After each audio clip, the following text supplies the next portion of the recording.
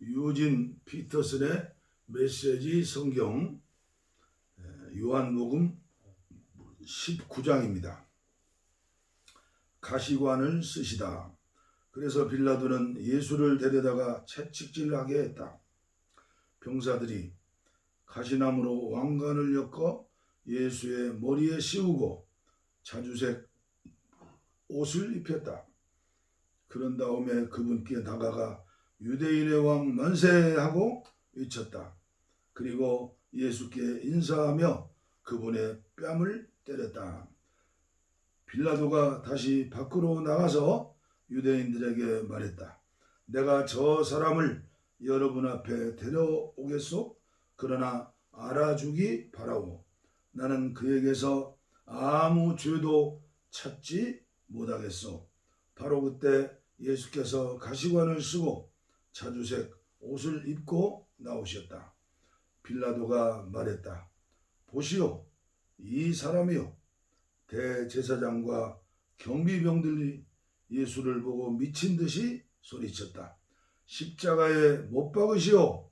십자가에 못 박으시오. 빌라도가 그들에게 말했다. 여러분이 그를 데려가시오. 여러분이 그를 십자가에 못 박으시오. 나는 그에게서 아무 잘못도 찾지 못하겠소. 유대인들이 대답했다. 우리에게는 율법이 있습니다. 그 율법에 따르면 그는 죽어 마땅합니다. 자기가 하나님의 아들이라고 했기 때문입니다. 빌라도는 이 말을 듣고 더욱 두려워했다. 그는 다시 관저로 들어가 예수께 말했다. 내가 어디서 왔느냐? 예수께서 아무 대답도 않으셨다. 빌라도가 말했다. 말하지 않을 약정이냐? 나는 너를 풀어줄 권한도 있고 십자가에 못 박을 권한도 있다는 것을 모르느냐? 예수께서 말씀하셨다. 하늘이 내게 주신 권한 말고는 너는 나에 대해 조금도 권한이 없다. 그래서 나를 내게 넘겨준 자의 잘못이 훨씬 큰 것이다. 빌라도는 이 말을 듣고서 예수를 사면하려고 최선을 다했다. 그러나 유대인들의 외치는 소리에 그의 말은 묻혀버리고 말았다. 이 사람을 놓아주면 총독님은 황제의 친구가 아닙니다. 누구든지 자기가 왕이라고 주장하는 사람은 황제에게 대항하는 것이나 마찬가지입니다. 빌라도는 이 말을 듣고서 예수를 데리고 나갔다. 그는 포장된 뜰, 히브리 말로 가바다 라는 고대 재판석에 앉았다. 그날은 6월절 예비일이었고 시간은 낮 12시였다. 빌라도가 유대인들에게 말했다. 여기 여러분의 왕이 있소. 그들이 다시 외쳤다. 그를 죽이시오. 죽이시오. 그를 십자가에 못 박으시오. 빌라도가 말했다. 여러분의 왕을 십자가에 못 박으라는 말이오? 대제사장들이 대답했다. 우리에게 왕은 황제뿐이요. 빌라도는 잠자코 그들의 요구를 들어주었다. 그는 예수를 십자가에 못 박도록 넘겨주었다. 십자가에 못 박히시다. 그들이 예수를 끌고 갔다. 예수께서 십자가를 지시고 해골 언덕, 히브리 말로 골고다 이라는 곳으로 가셨다. 거기서 그들은 예수를 십자가에 못 박고 다른 두 사람도 예수를 가운데 두고 양옆에 못 박았다. 빌라도가 팻말을 써서 십자가에 달게 했다. 팻말에는 이렇게 쓰여 있었다. 나사렛 사람 예수, 유대인의 왕. 예수께서 십자가에 못 박이신 곳은 도성에서 아주 가까운 것이었기 때문에 많은 유대인들이 그 팻말을 읽었다. 팻말은 히브리 말과 라틴 말, 그리스 말로 쓰여 있었다. 유대 대제사장들이 이의를 제기하며 빌라도에게 말했다. 유대인의 왕이라고 쓰지 마십시오. 자칭 유대인의 왕이라고 고쳐주십시오. 빌라도가 말했다. 나는 쓸 것을 썼소. 로마 병사들이 예수를 십자가에 못 박고 나서 그분의 옷가지를 가져다가 네 몫으로 나누어 각자 한 몫씩 가졌다. 하지만 그분의 겉옷은 이음매 없이 통으로 짠 것이었다. 병사들이 서로 말했다. 저 옷은 찢지 말고 제비를 뽑아 누가 차지하나 보자. 이로써 그들이 내 옷을 나누었고 내 겉옷을 두고 제비를 뽑았다고 한 성경 말씀이 확증되었다. 병사들이 성경 말씀을 이룬 것이다. 병사들이 자기네 이속을 챙기는 동안에 예수의 어머니와 이모와 글로바의 아내 마리아와 막달라 마리아는 십자가 아래 서 있었다. 예수께서 자기 어머니와 그 곁에 서 있는 사랑하는 제자를 보시고 어머니에게 말씀하셨다. 여자여, 이 사람이 어머니의 아들입니다. 그런 다음 그 제자에게 말씀하셨다. 이분이 내 어머니이시다. 그 순간부터 그 제자는 그녀를 자기 어머니로 모셨다. 예수께서 모든 일이 다 이루어지신 것을 아시고 성경 말씀을 이루시려고 내가 목마르다라고 말씀하셨다. 그 곁에 신 포도주가 담긴 병이 있었다. 어떤 사람이 손뭉치를 신 포도주에 적셔서 창끝에 달아 올려 그분의 입에 갖다 대었다. 예수께서 신 포도주를 드시고 말씀하셨다. 됐다. 다 이루었다. 예수께서 고개를 숙이고 숨을 거두셨다. 그날은 안식일을 준비하는 날이었다. 안식일에는 시체를 십자가에 둘 수 없었기 때문에 유대인들은 십자가에 달린 자들의 다리를 꺾어 빨리 죽게 해서 시체를 내리게 해달라고 빌라도에게 청원했다. 이번 안식일은 1년 중 가장 거룩하게 지키는 날이었다. 그래서 병사들이 가서 예수와 함께 십자가에 못 박힌 첫째 사람의 다리를 꺾고 또 다른 사람의 다리도 꺾었다. 병사들이 예수께 다가와서 그분을 이미 숨을 거두신 것을 보고는 다리를 꺾지 않았다. 병사들 가운데 하나가 창으로 그분의 옆구리를 찔렀다. 피와 물이 쏟아져 나왔다. 이 일은 직접 목격한 사람이 정확히 전한 것이다. 그가 직접 보고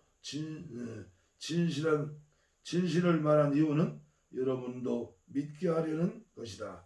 이 일로 인해 그의 뼈가 하나도 꺾이지 않았다고 한 성경 말씀과 그들은 자기들이 찌른 일을 볼 것이다라고 한 성경 말씀이 확증되었다.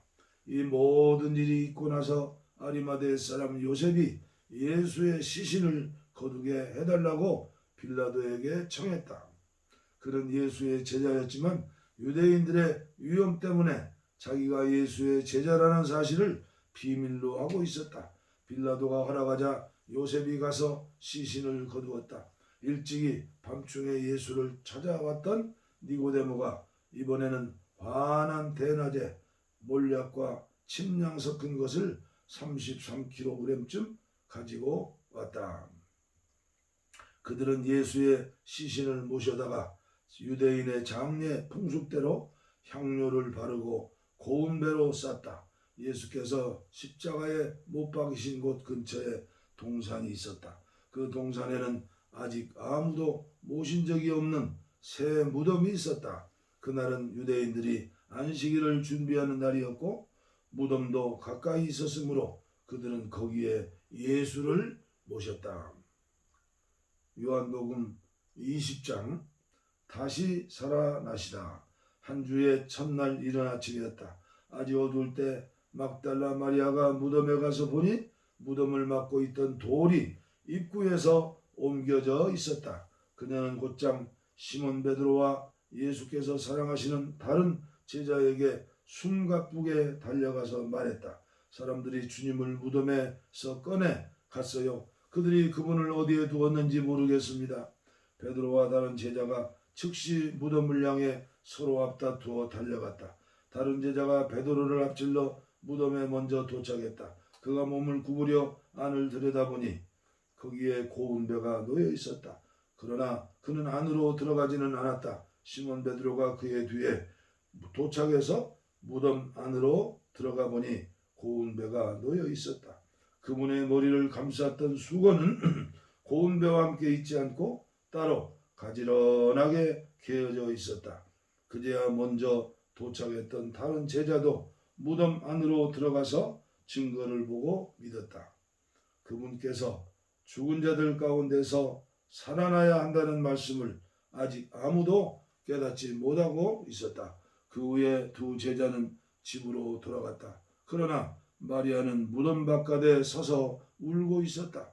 그녀가 울면서 무릎을 꿇고 무덤 안을 들여다보니 흰옷을 입은 두 천사가 거기에 앉아 있었다. 한 천사는 예수의 시신이 놓여있던 자기 머리맡에, 다른 천사는 발치에 앉아 있었다. 천사들이 마리아에게 말했다. 여자여, 어찌하여 우느냐? 마리아가 말했다. 사람들이 내 주님을 꺼내갔습니다. 그들이 그분을 어디에 두었는지 모르겠습니다. 마리아가 이렇게 말하고 나서 뒤에 돌아서니 예수께서 거기에 서 계셨다. 그러나 마리아는 그분을 알아보지 못했다. 예수께서 마리아에게 말씀하셨다. 여자여, 어찌하여 우느냐? 누구를 찾고 있느냐? 마리아는 그분이 동산직인 줄 알고 말했다. 선생님이 그분을 모셔갔으면 어디에 두었는지 알려주세요. 내가 그분을 돌보겠습니다. 예수께서 마리아야 하고 부르셨다. 마리아가 예수께 돌아서며 히브리 말로 라보니 하고 불렀다. 이는 선생님이라는 뜻이다. 예수께서 말씀하셨다. 나를 계속 붙들고 있지 마라. 내가 아직 아버지께로 올라가지 않았다. 너는 내 형제들에게 가서 내가 내 아버지이며 너희 아버지이신 분, 곧 내 하나님이시며 너희 하나님이신 분께로 올라간다고 전하여라. 막달라 마리아가 제자들에게 가서 소식을 전했다. 내가 주님을 비웠어요. 마리아는 예수께서 자기에게 말씀하신 모든 것을 그들에게 일렀다. 믿는 자가 되어라. 그날 해저녁에 제자들이 모였으나 그들은 유대인들이 무서워 집에 있는 문은 다 닫아 걸고 있었다. 예수께서 들어오셔서 그들 가운데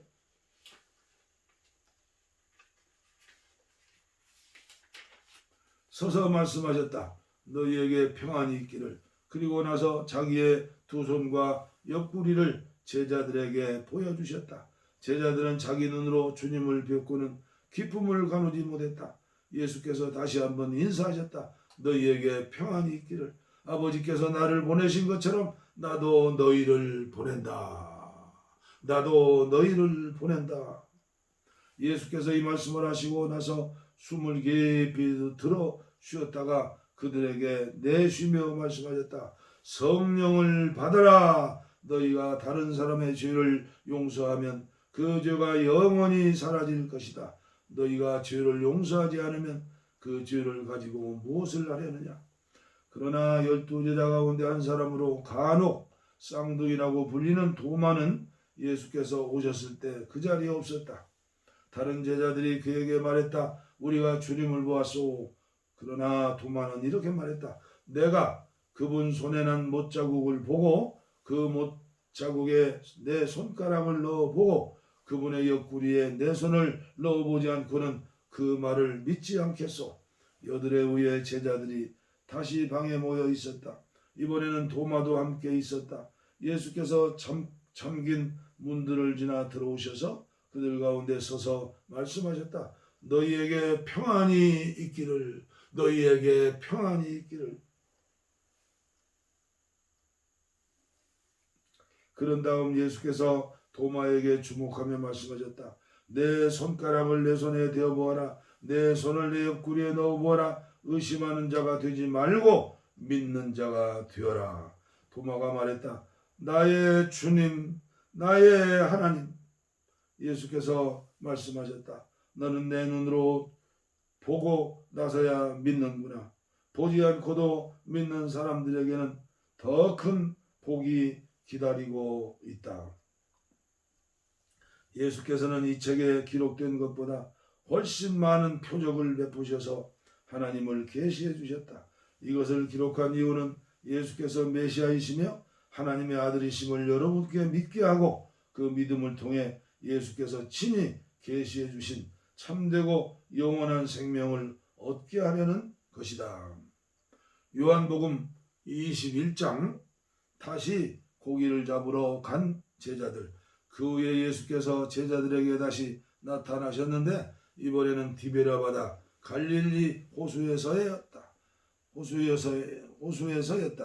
예수께서 나타나신 경위는 이렇다. 시몬 베드로, 쌍둥이라고 하는 도마, 갈릴리 가나 출신의 나다나엘, 세베대의 두 아들, 그리고 다른 두 제자가 함께 있었다. 시몬 베드로가 말했다. 나는 고기 잡으러 가야겠다. 나머지 사람들도 우리도 함께 가겠다고 대답했다. 그들은 나가서 배를 탔다. 그날 밤 그들은 아무것도 잡지 못했다. 해가 뜰 무렵 예수께서 바닷가에서 계셨으나 그들은 그분을 알아보지 못했다. 예수께서 그들에게 말씀하셨다. 좋은 아침이구나. 아침거리로 뭘 좀 잡았느냐? 그들이 대답했다. 못 잡았습니다. 예수께서 말씀하셨다. 그물을 배 오른쪽에 던지고 어떻게 되는지 보아라. 그들은 그 말씀대로 했다. 순식간에 수많은 고기가 그물에 걸려들었다. 힘이 달려서 그물을 끌어올리지 못할 정도였다. 그때 예수께서 사랑하시는 제자가 베드로에게 말했다. 주님이시다. 시몬 베드로가 그분이 주님이신 것을 알고는 일하느라 벗어놓았던 옷을 급히 챙겨 입고 바다로 뛰어들었다. 다른 제자들은 배를 탄 채로 고기가 가득 든 그물을 끌고 나왔다. 그들은 육지에서 90m 정도밖에 떨어지지 않는 곳에 나가 있었다. 그들이 배에서 내리고 보니 숯불이 지펴져 있고 그 위에 물고기와 빵이 익고 있었다. 예수께서 말씀하셨다. 너희가 방금 잡은 물고기를 몇 마리 가져오너라.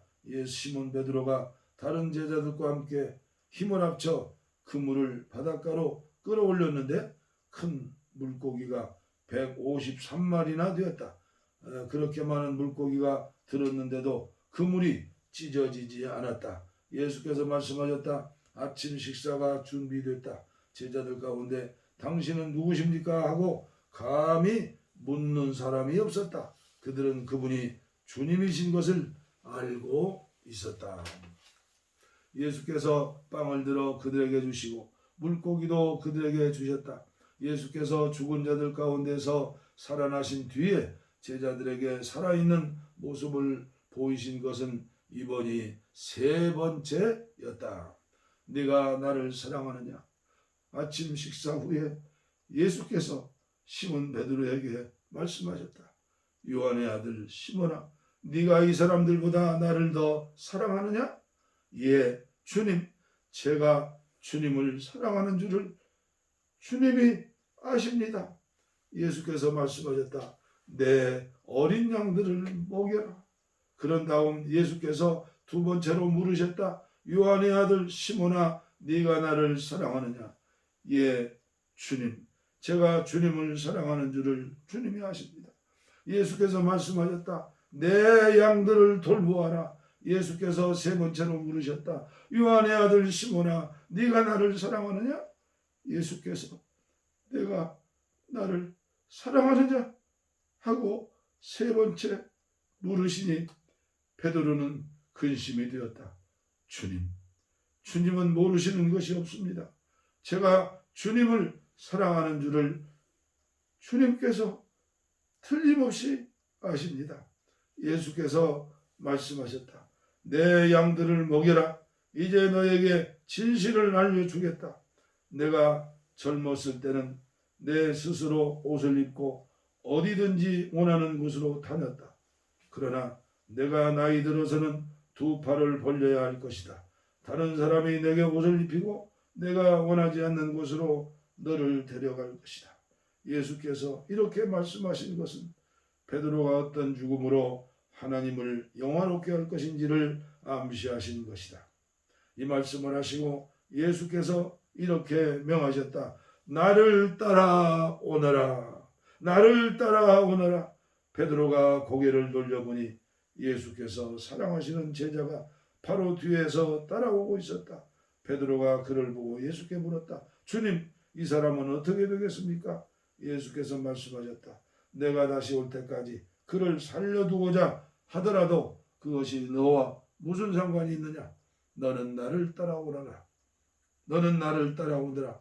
그래서 그 제자가 죽지 않을 것이라는 소문이 형제들 사이에 퍼진 것이다. 그러나 예수께서 하신 말씀은 그런 뜻이 아니었다. 예수께서는 그저 내가 다시 올 때까지 그를 살려두고자 하더라도 그것이 너와 무슨 상관이 있느냐라고 말씀하셨을 뿐이다. 이 모든 일을 목격하고 기록한 사람이 바로 그 제자다. 우리 모두는 그의 증언이 믿을만하고 정확하다는 것을 알고 있다. 이 밖에도 예수께서는 아주 많은 일을 행하셨다. 그것을 하나도 빠뜨리지 않고 낱낱이 기록한다면 그 기록한 책을 다 담아두기에는 이 세상도 비좁을 것이다.